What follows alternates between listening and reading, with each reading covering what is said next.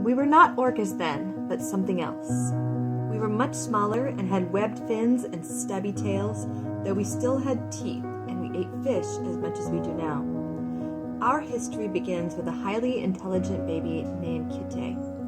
She was always close to her mother's side and drank her rich milk daily. Kite was taught by her simpler predecessors that the shore was a dangerous place for them. Getting landed on the beach was a sure death, either by the pressures of the world, the scalding sun, or the predators that roamed above, so they kept far away from it, hunting for fish in the deeper waters they called home. As Kite grew, she heard the worries of her family about the loss of fish. Though they traveled far and wide to other seas in search of sustenance, the fish became more and more scarce, and they feared starvation. At first, she did not worry. Her mother's milk kept her well fed, but as she grew and began to transition off of milk, she experienced her first real pangs of hunger. The fish were few and wily, and so she starved.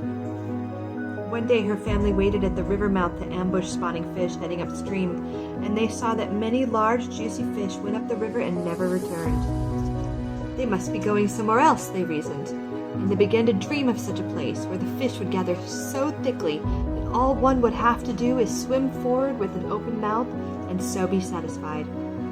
They talked of this dream their whole lives long and spent many hours pining at the river mouth, catching a stray fish here and there. It was here that Kite found the sapphires and held them close her whole life, passing them on to her children and her children's children, creating the unbroken cultural lineage we know today. When Kite grew up and had her own calf, her family taught the new baby of these hopes and dreams. Decades passed, and generations upon generations, and these dreams began to change them. Kite had long since passed away and never knew what became of her descendants.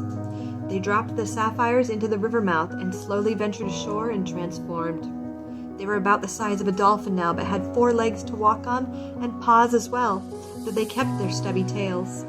The world above was strange to them, and they were preyed upon by the great lizards who lived in the swamps and rivers.